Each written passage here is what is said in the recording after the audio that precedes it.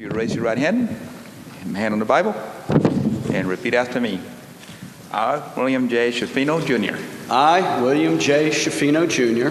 Do solemnly swear. Do solemnly swear. To uphold, protect, and defend. To uphold, protect, and defend. The Constitution of the United States. The Constitution of the United States. The Florida Constitution. The Florida Constitution. And the rules regulating the Florida Bar. And the rules regulating the Florida Bar. And I further agree. And I further agree. To carry out. To the best of my ability. The best of my ability. All responsibilities pertaining to my office. All responsibilities pertaining to my office. So help me God. So help me God. Congratulations. Thank you.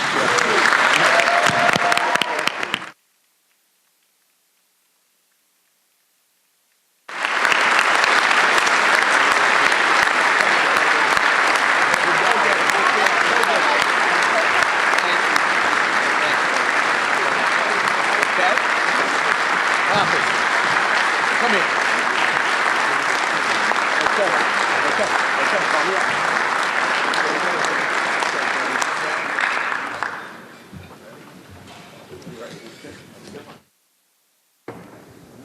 All right, I have one more thing. Bar president's pin. I'm ready.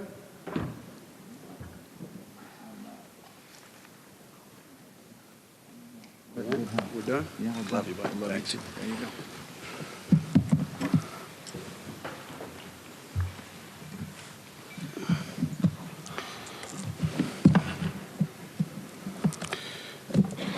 Well, I have a prepared speech, but before I begin, I must comment on some of your remarks. And that is, if that in fact is Michael's platform, I want a recall now.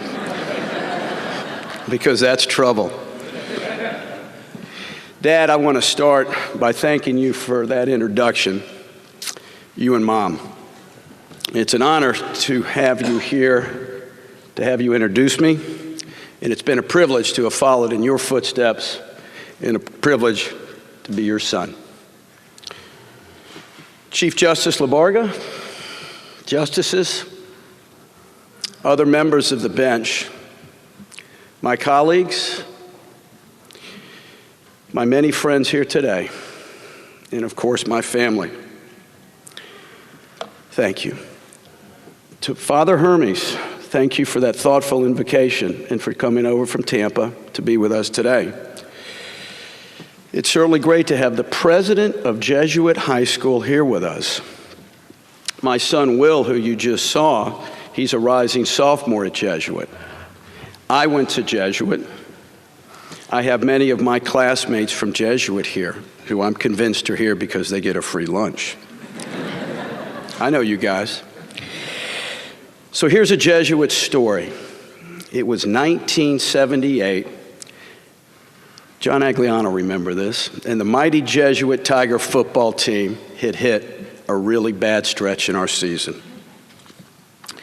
Our coach, who was fondly known as Wild Bill Minahan, called us together to let us know, as only Coach Minahan could, that we weren't playing as a team. The truth is, Coach Minahan could not complete a sentence without using an expletive. But he emphasized in his own way that it takes more than any one of you, any one unit. It takes an offense, it takes a defense, coaches, special teams, trainers, all pulling together, all working together to win. It takes a team effort, is what Coach Minahan told us. In 1978, it was true on the football field, and it's certainly true in our profession today. And when I sit back and I look at our profession, I see a bar that needs to continue to function as a team. For they are our courts. They're our board of governors, our board of bar examiners, our educators, our Florida Bar Foundation. And each of the different legal groups need to continue to collaborate and work to find common ground in order to successfully meet the many challenges we know which face our profession. And to my colleagues at Burr and Foreman, and I call them my teammates, Thank you for the support. Lee, thanks for the encouragement. And thank you for recognizing the importance of serving this profession. To Jack and the entire bar staff, it's been a pleasure these 8 years. And we all know, particularly those who work with the bar, our Board of Governors, that we couldn't do it without you. To the many different section and committee members that we have here today with us, you truly are the backbone of the bar. You do the hard lifting. Thank you, and please keep up the good work. Where is Gordon? I've got something for Gordon too. Gordon, one of the highlights of my year as president-elect working with Ray, and there were many, but one of them was getting to know you and your beautiful family even better. I applaud the work that you did. Well done. And I can assure you, our profession is in good hands as Gordon Glover is an outstanding example of our future leaders. Thank you, Gordon, for all that you did.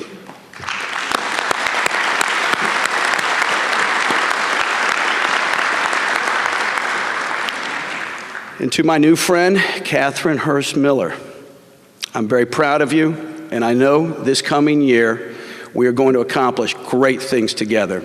Your Young Lawyers Division is in very good hands with you at the helm. I look forward to following both of your careers. And now, to Michael Heiger. I was just kidding. I am excited. I am proud to know that Michael Heiger will be my president-elect, our president-elect, this coming year. Michael and I have worked very closely together for these past 7-8 years. But I am truly humbled to have the opportunity to serve even more closely with you this year, Michael. And Paul was right. We will be well served with Michael Heiger as the president-elect of this bar, and I know we will be well served next year when he is our president. Bobby, Adam, Samantha, Mrs. Heiger, brothers, sisters, I know you're very proud of Michael. I want you to know I am too. He's a dear friend. Which brings me to I think the fun part of this quick talk, and I now get to say a few words. Oh yes, Ray. Known to me as Bubba, Raymond, Poppy, Captain Chaos, sometimes the Disruptor. It's true. Now, who would have thought, Ray, a couple of Tulane guys 38 years ago, one serving drinks, one parking cars, would end up following each other back to back as presidents.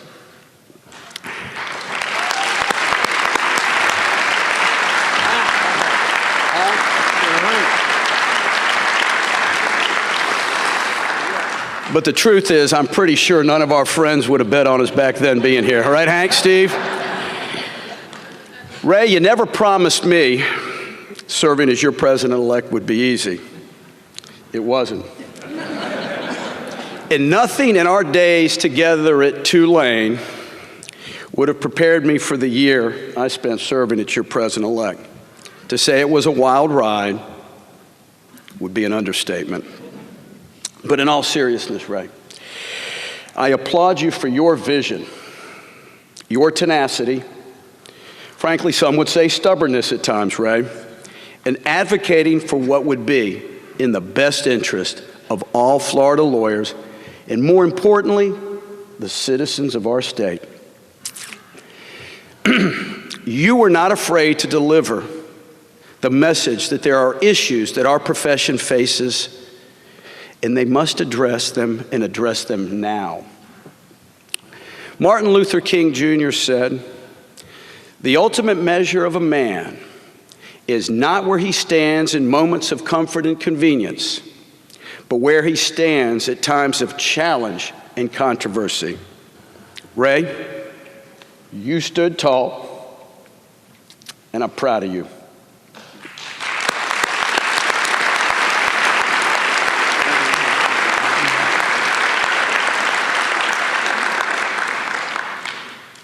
To your family, Kim, Julia, we got one that's not here. We got a Michael and a David. One of the boys couldn't make it. But you should be proud of your husband. He worked so hard for this profession. I know you are. So, on behalf of our entire membership, Ray, our Board of Governors, and me personally, thank you for all that you did for our profession and all that I know you will continue to do. You're truly a friend to us all, Ray. Thank you. This is you, baby. Right now. Right now.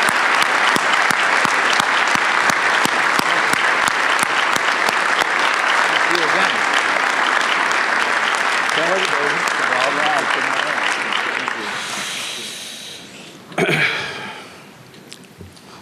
To our justices, I look forward to working more closely with you in this coming year to further the mission of the Florida Bar as established by your predecessor court in 1949 in its opinion, which was to serve the public and our members. To my fellow Board of Governors, you are some of the most dynamic men and women and accomplished men and women that I have ever had the privilege of working with. I've worked with many of you now for 8 years. You are each committed to the betterment of our profession, and I look forward to continuing our efforts together this year. A quick side note, and Ray pointed it out, Andy was terming off the board, Andy Sasso, and Ray stole a little of my thunder here, but that's okay, he's done that for a year. And what Ray said was that we were bringing Andy back because of the role he plays, and it is a great role, but the truth is we really wanted Annie back. So Annie, it is great to have you on that board for another year. That's Annie Sasso.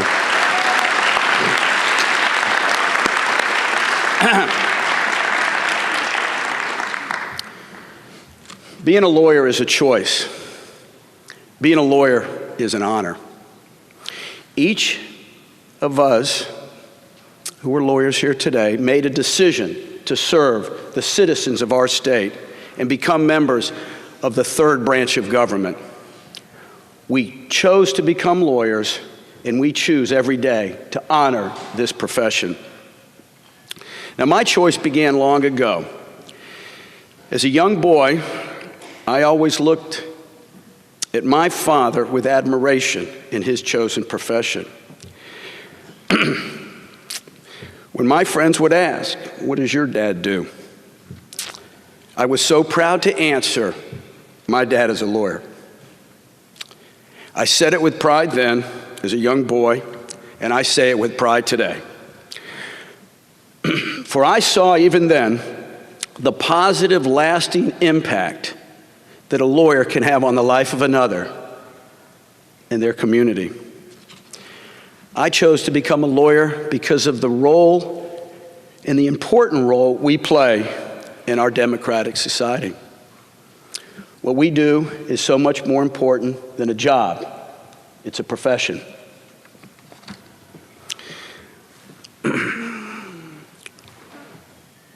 This is my pause break for a little water.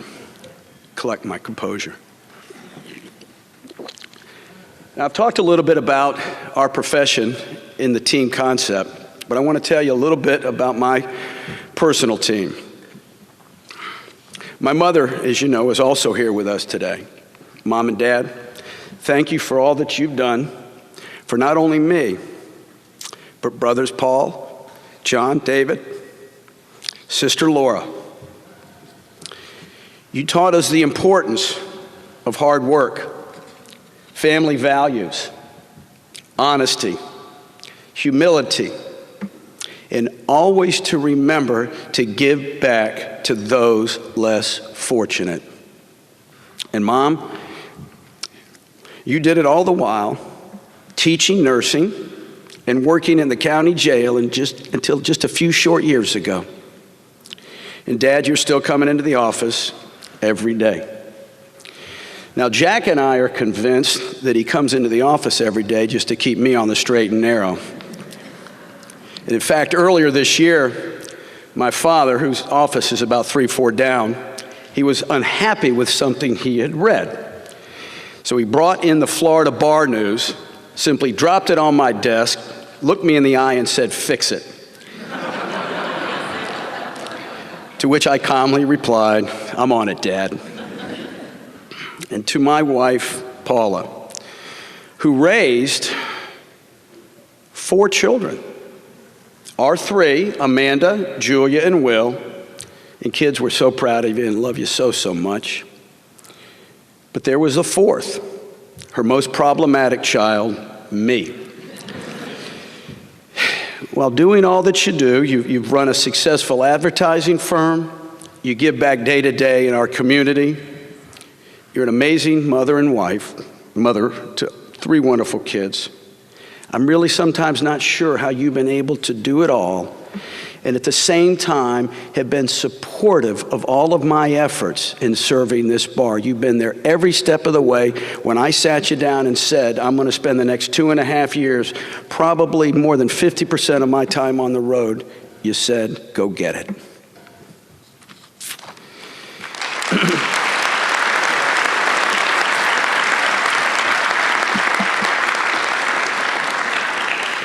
But I'll tell you a funny thing. About 6 months ago, Ray had me on the road for, it must have been really about 30 days in a row. I don't know what he had me doing, but it was something. And it was literally 30 days straight. But something came up at home that I would typically handle. I don't remember what it was.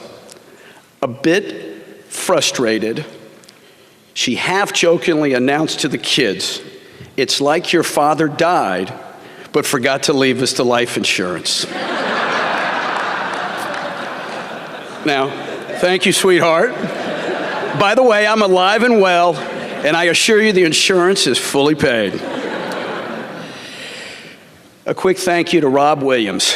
Rob's been and I've got a lot of good partners, law partners here that have been with me, but I want to say a quick word about Rob. I went to work for him as an associate in 1985. We started a firm together in 1991. And we've been practicing law now for 31 years together. Rob, it's been a privilege. Thank you. Okay. And I'd be remiss not to look at this group of friends and family here. And I think there are about 5 rows. Oh, yeah, I would not forget. No, I'm not done. Thank you. I'm not going to forget that. No, thank you. But seriously, to my friends and family, too many here to go through and just thank you each individually. But know in my heart, I love you all. You've been with me every step of the way, and I'm humbled to look out here and to see you all here. Thank you very much.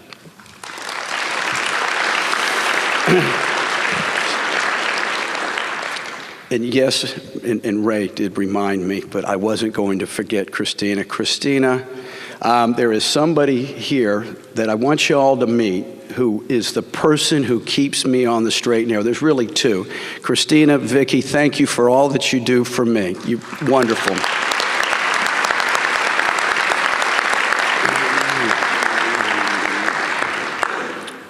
So 27 years ago, I met Deborah. She was my first pro bono client. An injunction had been entered against Deborah, keeping her from her 3 little boys. Child abuse allegations had been made by her husband. So I scheduled an appointment. Deborah came in to see me.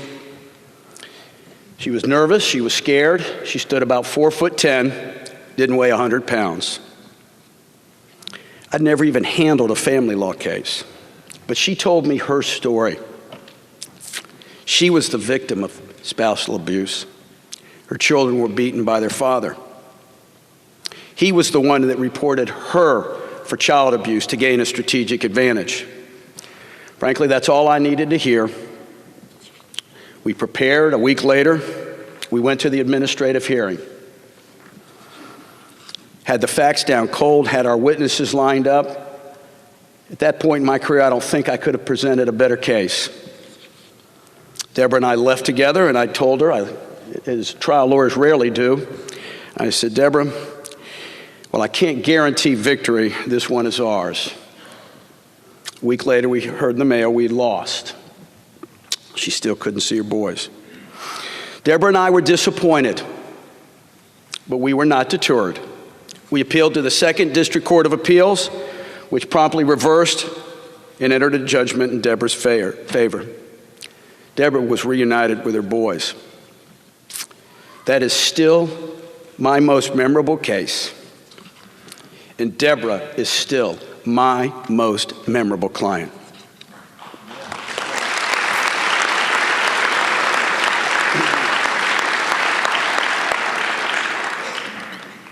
It is stories like Deborah's which make the work of the Access to Civil Justice Commission so important, along with our other pro bono efforts. Justice Labarga, I applaud the work of the commission. I too look forward to being a permanent commission, and I pledge to continue our support in all the work you do in any way possible.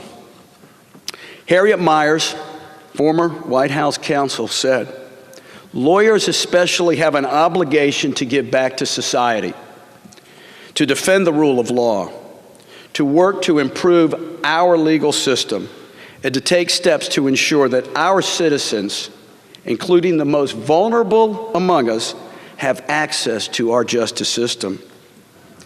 While we've made strides in pro bono work, there is still much more that we can give and should. For what we do as lawyers matters. It truly does. We work to protect our most valuable resource, our children. We help injured people recover from the wrongs inflicted upon them. We help rid our streets of criminals.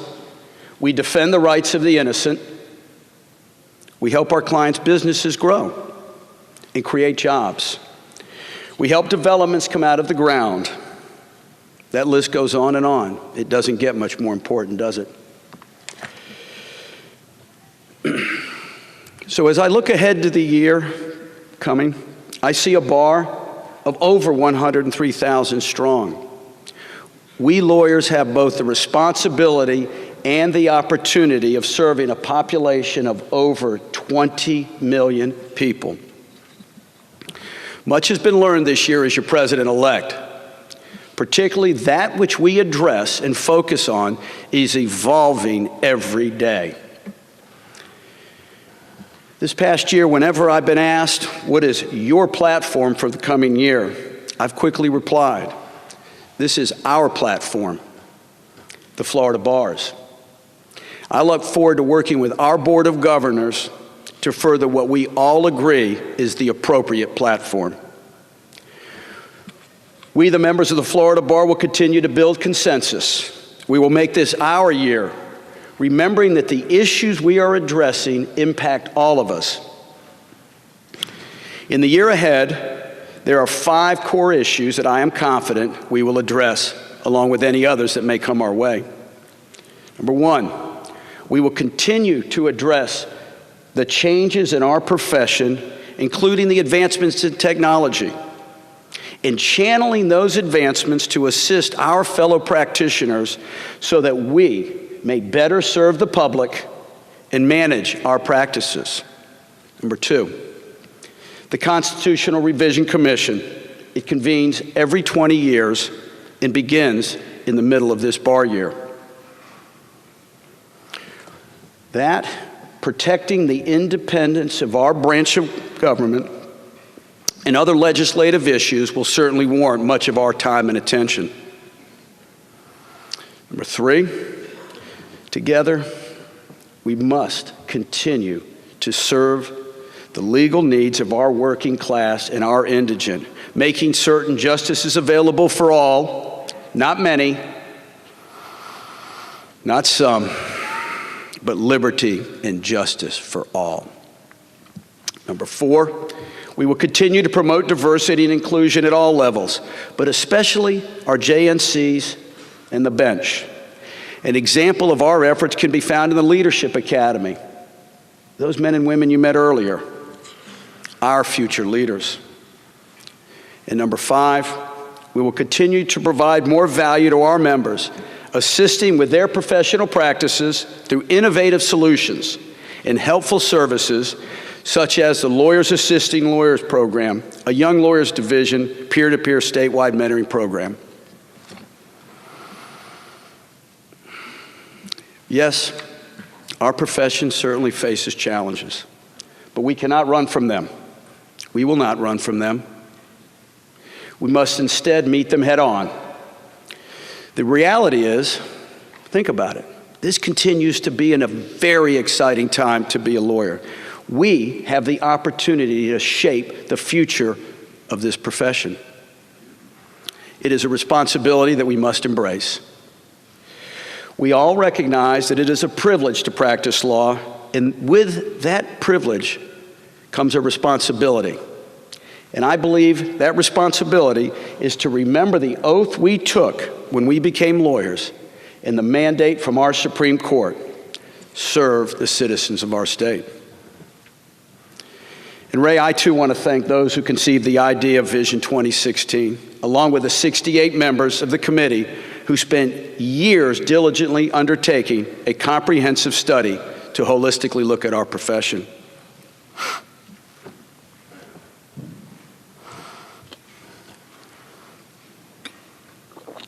As I mentioned earlier, our profession certainly does face challenges, but it always has, and we know it likely always will. Right, Paul? But when I travel this state, I see opportunities. I see lawyers and members of our bench who are passionate about our profession. I see an opportunity for all of us to continue to work together, yes, as a team, utilizing all of our available resources and our skills to collaborate to find innovative solutions. As we travel this road together, we should never fear new ideas. We should never fear healthy, yes, Catherine, robust debate and dialogue. She doesn't like robust. But let's instead navigate, engage, adapt, and lead those ideas, those challenges, and those opportunities, for they are our challenges and our opportunities. As the great Winston Churchill once said, there is nothing wrong with change if it is in the right direction. To improve is to change, so to be perfect is to have changed often. And while we can't expect perfection as we navigate through these challenging times with change all around us, we will navigate together in that right direction, never sacrificing our commitment to professionalism, never wavering on our commitment to serve the citizens of our state, and never lowering the standards of what it takes to become a Florida lawyer, and never compromising on the ethical standards which have been established for the privilege of practicing law in this state. So a few years back, I attended a business law section conference and heard Brad Meltzer speak, a noted author. He talked about the opportunity to, at that moment in time, begin writing one's own eulogy. Now, when you hear that, you may think, well, that's a little heavy. But for me, then it wasn't. I really took it to heart and I thought about it and I said to myself, okay, what do I want my kids to remember one day about their dad? And near the top of that list, when that day comes, hopefully a long time from now, kids, will be that whenever possible, your dad served his profession as best that he possibly could. We lawyers have an opportunity to serve the noblest of all professions, for we are the guardians of justice and the rule of law. So let us choose to seize that opportunity together. We will be a team.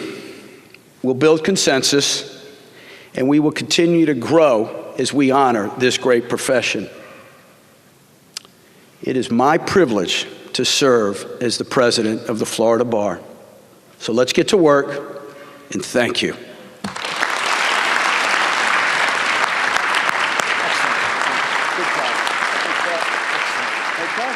Good job, Tim.